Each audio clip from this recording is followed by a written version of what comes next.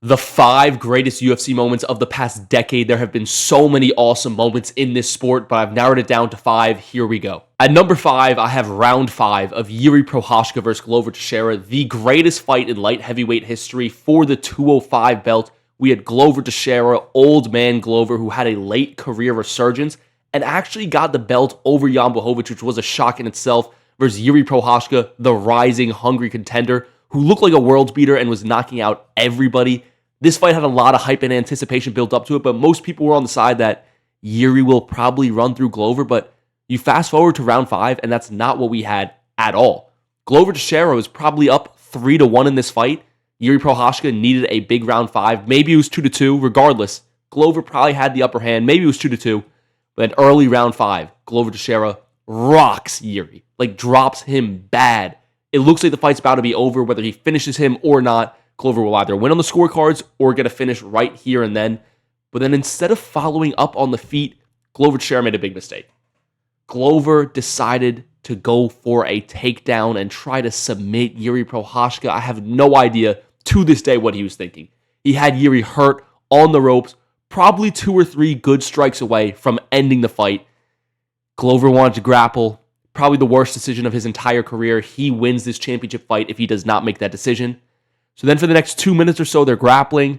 And Glover Teixeira is arguably the best grappler in light heavyweight history behind maybe John Jones and Daniel Cormier. But in terms of pure jiu-jitsu, Glover may have the best ever. This guy submitted Jan Blachowicz. So this looked like Jiri had to get up if he had any shot of winning this fight. Most people agreed Jiri needs a knockout to win. But then what happened next, nobody saw coming. Jiri Prochazka got on the back of Glover Teixeira and did the unthinkable. With just seconds left in the fight, we are under 1 minute. Jiri Prochazka submits Glover Teixeira, probably my favorite submission in UFC history, and it finished the greatest fight in light heavyweight history. This was awesome for Jiri. I wanted him to become champion so bad. I did love Glover, but how could you not love Jiri, our glorious king, Jiri Prochazka? I think this was the 5th best moment of the past decade, so from 2015 to 2025. What a moment for Jiri, and one of several big comebacks from this year. We had the Leon Edwards comeback versus Kamaru Usman, the Alex Pereira comeback versus Israel Adesanya, and finally the Jiri Prochazka comeback versus Glover Teixeira. I got this at number 5. And then at number 4, I have the head kick heard around the world, arguably the greatest single kick in UFC history. Leon Edwards, pound for pound, headshot dead, took out the number 1 pound for pound fighter in the world, Kamaru Usman, who looked unbeatable. A lot of people were saying he was well on his way to becoming the greatest welterweight of all time, surpassing George St. Pierre, where anytime you're in the same conversation as George St. Pierre, you know you are at the top of the top elite level fighter. He was also about to tie Anderson Silva's record for the longest win streak in UFC history, which should go to John Jones, but we'll talk about that another day. And Anderson Silva lived on. His record still stands today because Leon Edwards did the unthinkable. Now, what people forget is Leon Edwards actually won round 1 of this fight. He took down Kamaru Usman, the first person to ever officially do that on the scorecards. But then rounds 2, round 3, round 4, Kamaru Usman just put it on Leon. And it wasn't a classic Kamaru Usman hold against the fence and grapple a guy, sit and lay on him like the first Jorge Masvidal fight. Kamaru Usman was putting hands on Leon. And the writers were writing Leon's obituary. They were saying he looks dejected. He doesn't look like he's want to be there. Then going into round 5, Leon Edwards' cornerman gave one of the greatest corner speeches of all time. Probably my favorite corner speech in MMA history, especially in the UFC. Saying you got to bring it out of the fire. It's not over yet. You still got this. Leon looked hyped up. He comes out there. And with, I believe, 58 seconds left, it was under a minute, Leon Edwards pulls out the most beautiful single strike of his career and folds Kamaru Usman like a lawn chair. One of my favorite moments in UFC history, well deserving of being in the top 5. I have it at number 4. And once again, another great comeback from 2022. Next up at number 3, we have the most famous moment in UFC history by far, UFC 229, the highest selling pay-per-view ever. And I'm specifically talking about the finish, the submission by Khabib Nurmagomedov, and the brawl that ensued after. This will probably forever be the most infamous moment in UFC history. It's the most hyped fight ever. Conor McGregor lost. Everybody was upset. Or at least a lot of people, like the casual fans, were very upset. And then Khabib Nurmagomedov wasn't done. He then goes on to spit on Conor McGregor, then points to his corner, starts yelling at Dylan Dennis, hops over the cage, does a flying kick towards Dylan Dennis. Absolute brawl ensues. It wasn't even done after that. Then Khabib's cornermen, Islam Makhachev, all the other goons, come in and start trying to beat up Conor McGregor.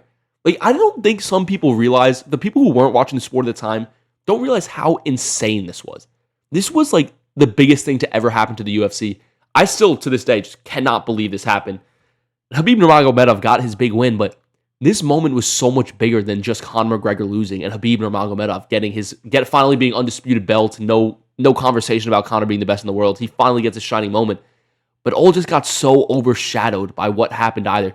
Dana White to this day will say, like, oh, this is the worst moment in UFC history. You know deep down Dana loved it. He knew this was going to sell. This was going to bring in money. And it certainly did. Khabib went on to become maybe the second or third biggest pay-per-view star the UFC has ever had.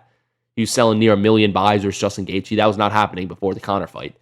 So yeah, this was a crazy moment. I don't think I'll ever be more shocked by something happening at a UFC event than this. Like, this just can't be topped. And you know the security is now not going to let this happen again. We've never seen a beef as heated as this. This beef was even more heated than John Jones, Daniel Cormier, more heated than Alex Pereira, Israel Adesanya.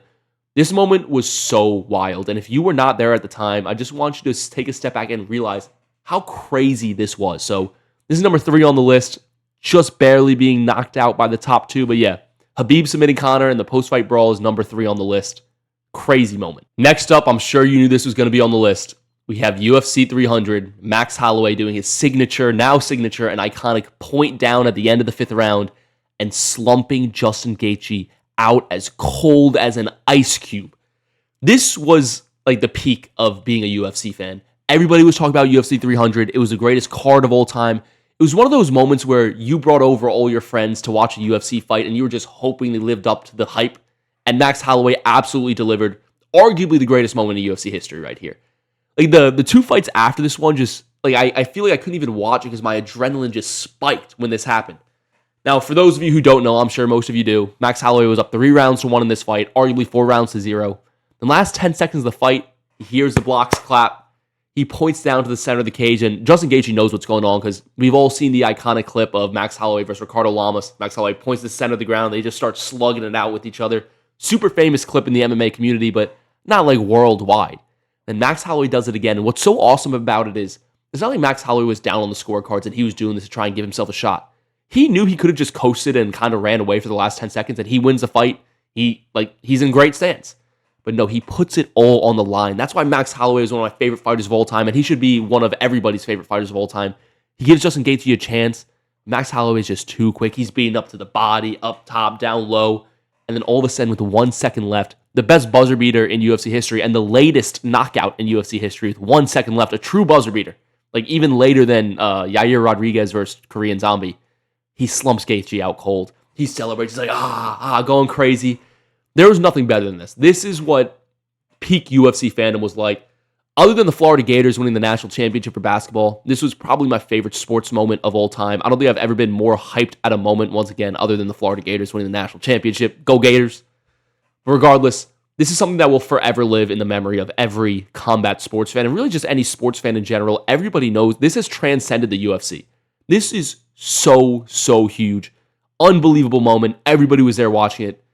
It would have been number 1 on any other decade in the UFC's history, but the only reason why it's not number 1 is because the greatest moment in UFC history happened in 2015, and that's what I'm getting to next. And then at number 1, not only the greatest UFC moment of the past decade, not only the greatest moment in UFC history, one of the greatest moments in sports and combat history, Conor McGregor's 13-second knockout over pound for pound, number 1, Jose Aldo. Now, this is another one of those where if you weren't there, you may not realize how big and how significant it was.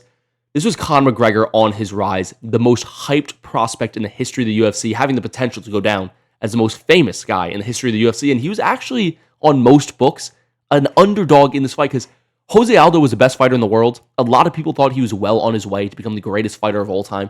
He was 29 years old, was the only featherweight champion ever in the UFC, had a great WEC record too. This guy was on top of the world. People thought Conor would be nowhere near good enough. And then Conor McGregor, after all that hype, after the world tour of press conferences, after Jose Aldo pulling out and he had to knock out Chad Mendes first and the fight gets rebooked, Conor knocks him out in 13 seconds. Still to this day, the fastest knockout in UFC championship fight history.